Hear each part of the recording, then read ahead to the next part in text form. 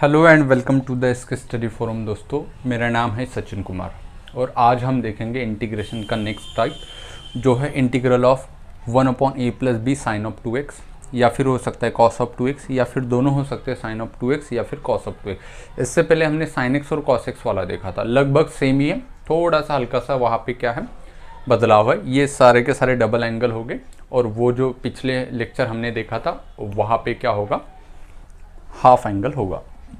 बिल्कुल सेम ही करना है। देखो, अब साइन ऑफ 2x का हमें फॉर्मूला पता है 2 tan x अपन 1 + tan स्क्वायर x, है ना। कॉस ऑफ 2x के 4 फॉर्मूले होते हैं, तो एक फॉर्मूला ये पता है 1 - tan स्क्वायर x अपन 1 + tan स्क्वायर x।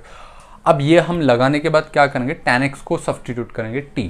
जैसे tan x = t होगा, x = tan इनवर्स t होगा, और यहाँ से dx की वैल्यू निकालेंगे डिफ्रेंशिएट करने के बाद, वो क्या आएगी dx/dt/1 + t स्क्वायर। देखो, हाफ में क्या थी, जब यहाँ पे साइन एक्स या फिर कॉस एक्स होता था तो dx = क्या हम सब्सटीट्यूट करते थे 2dt/1 + t स्क्वायर। तो यहाँ पे यही बदलाव है, यहाँ पे 2 वगैरह नहीं है। dx = क्या है, सिंपली dt/1 + t स्क्वायर। ये आपको याद रखना है, इस पर आप कंफ्यूज हो सकते हो। यहाँ पे बहुत अच्छे स्टूडेंट गच्चा खाते हैं, तो ये आपको अच्छे से याद रखना है।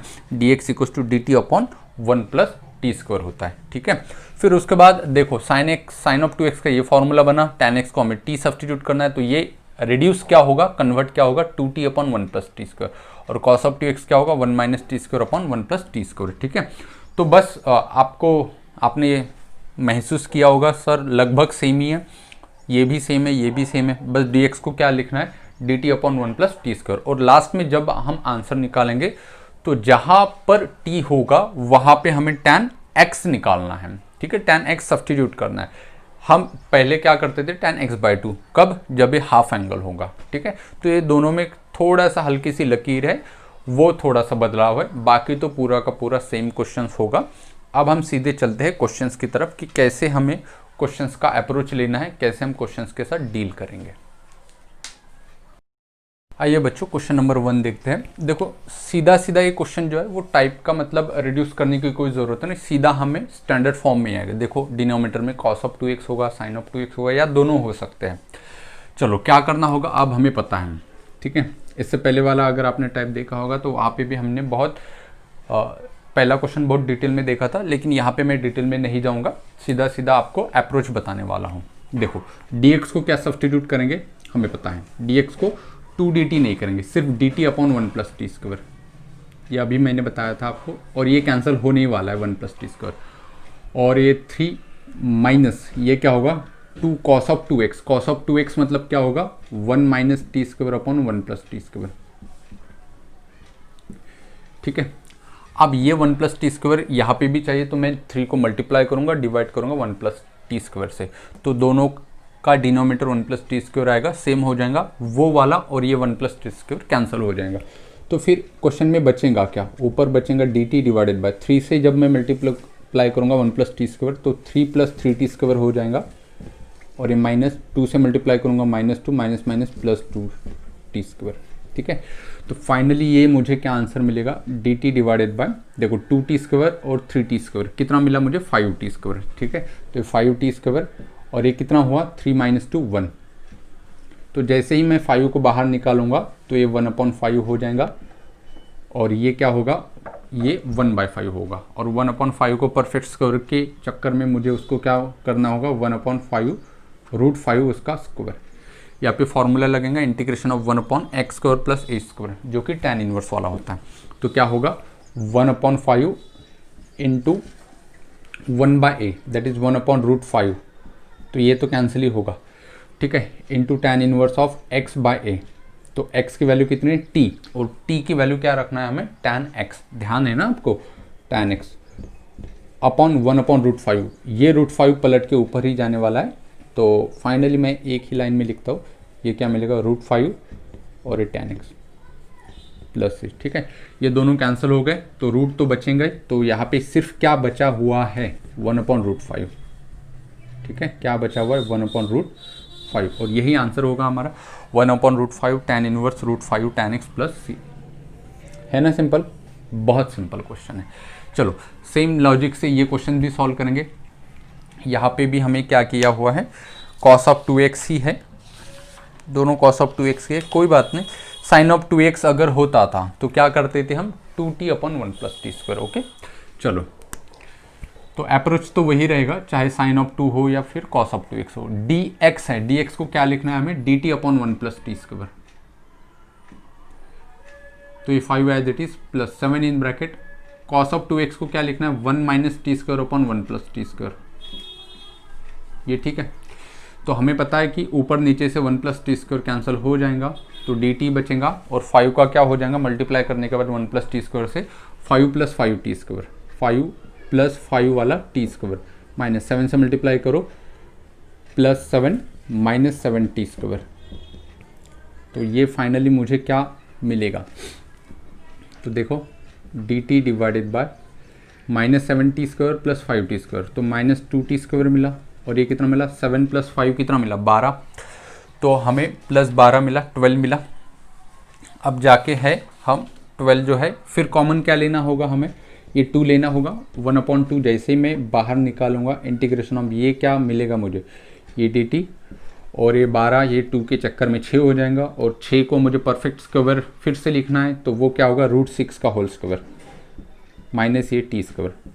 तो यहाँ पे कौन सा फॉर्मूला लगेगा, इंटीग्रेशन ऑफ 1 अपॉन क्या a square minus x square, जो कि क्या होता है 1/2a log of a plus x upon a minus x. तो इसका आंसर क्या होगा, देखो 1/2 as it is into 1/2a, a की वैल्यू कितनी है यहाँ पे √6, तो यहाँ पे √6 इंटू लॉग ऑफ क्या होगा बेटा यहाँ पे a प्लस एक्स, तो a प्लस एक्स मतलब √6 प्लस एक्स, एक्स मतलब यहाँ पे t, और t मतलब हमारा ओरिजिनल क्या था tan x।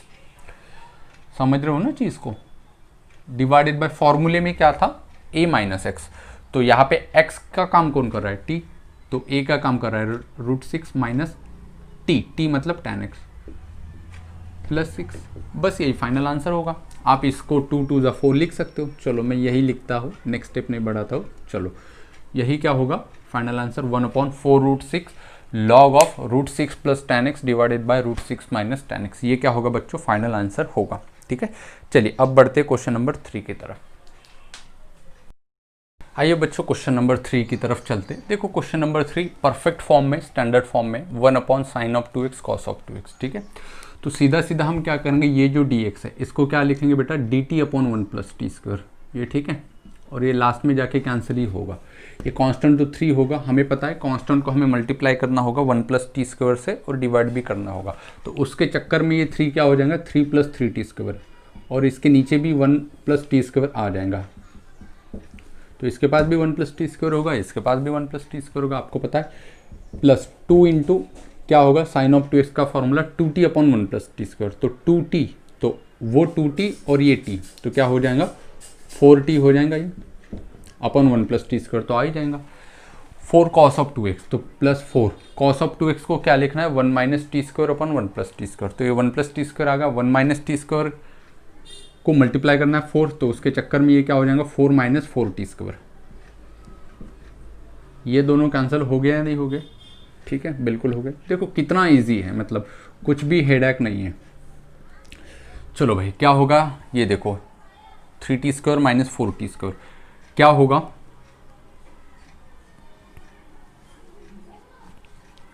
Minus t square, ठीक है। उसके बाद ये 4t तो है एक ही बार है, तो प्लस 4t, और कांस्टेंट देखो 3 और 4 कितना हुआ यहाँ पे 7 हुआ है नहीं हुआ, तो 1 अपॉन क्वाड्रेटिक में ये कन्वर्ट हुआ। फिर वही चीज़ की इक्वेशन में ये देखो कि 1 है क्या, हाँ है, फिर टी निकालो, फिर प्लस करो माइनस करो, वही मतलब अब तो चीज़ें आपको पता होनी चाहिए कि कैसे करना है। तो इसके साथ माइनस देना है, हमें ये भी पता है, और इसके साथ प्लस देना है। टी कितना आएगा, इसका हाफ कितना होता है 2 का स्क्वायर कितना होता है 4, तो इसके साथ 4 दे दिया, वो 11 हुआ। उसको परफेक्ट स्क्वायर बनाने के चक्कर में ये क्या हो जाएगा √11। चलो मैं एक ही स्टेप में लिखता हूँ, प्लस √11 का स्क्वायर, और ये माइनस कॉमन लेते हैं हम, ठीक है, और ये क्या हो जाएगा T square minus 4t plus वाला 4, उसको परफेक्ट स्क्वायर बनाने में हम क्या करेंगे t माइनस 2 का होल स्क्वायर। देखो इंटीग्रेशन ऑफ √11 का square minus t minus 2 whole square, कौन सा फॉर्मूला लगेगा बेटा, integration of 1 upon a square minus x square, क्या होता है लॉग वाला 1/2a log of a plus x upon a minus x. तो फॉर्मूला लगाएंगे तो क्या आएगा 1/2a। अब a की वैल्यू कितनी है बेटा √11, तो क्या मिलेगा 2√11। तो 2√11 into log of mod of क्या होता है फॉर्मूले के अंदर a प्लस एक्स, ए का काम करेंगे √11, तो √11 प्लस एक्स का काम यहाँ पे कौन करेंगे t-2, तो t का काम कौन करेगा, t की वैल्यू रख देना है हमें tan x -2 divided by a minus x. ये क्या बोल रहा हूँ मैं a माइनस एक्स, फॉर्मूले के अंदर की चीज़ें। तो a माइनस एक्स मतलब a की वैल्यू √11 माइनस एक्स मतलब यहाँ पे x का काम कौन करेगा t-2 और t का काम कौन करेगा tan, तो ये tan x और ये माइनस माइनस प्लस हो जाएगा क्योंकि ये माइनस करना है तो +2 प्लस c। तो फाइनल आंसर क्या मिला 1/2√11 log of √11 plus tan x -2 divided by √11 minus tan x +2। और यही क्या होगा हमारा फाइनल आंसर भी होगा। मैं उम्मीद करता हूँ बच्चों कि आप लोगों को डिटेल में समझ में आया होगा। तो अभी जो समय हो चुका है हमारा वो हो चुका है क्वेश्चन फॉर प्रैक्टिस का। तो क्वेश्चन फॉर प्रैक्टिस आपके सामने है 1 2 3 4। तो बिल्कुल ही सेम क्वेश्चन है, डायरेक्ट स्टैंडर्ड फॉर्म में ही है। Sign of 2x cos of 2x दोनों साइन कॉस प्रेजेंट है, कोई बड़ी बात नहीं, यहाँ पे कॉस ऑफ 2x है। तो जो कुछ भी मैंने पढ़ाया था वो सब कुछ आपको यहाँ पे लगाना है और आंसर निकालना है। इसके आंसर भी मैंने यहाँ पे दिए हैं, तो आपके जो भी आंसर आएंगे ट्राई करिएगा कि इस फॉर्मेट में आएंगे, क्योंकि ये जो है वो स्टैंडर्ड MCQ में इसी प्रकार का आंसर मैच होना चाहिए। ठीक है, तो आज मैं यहाँ पे रुकता हूँ, मिलते हैं नेक्स्ट लेक्चर में।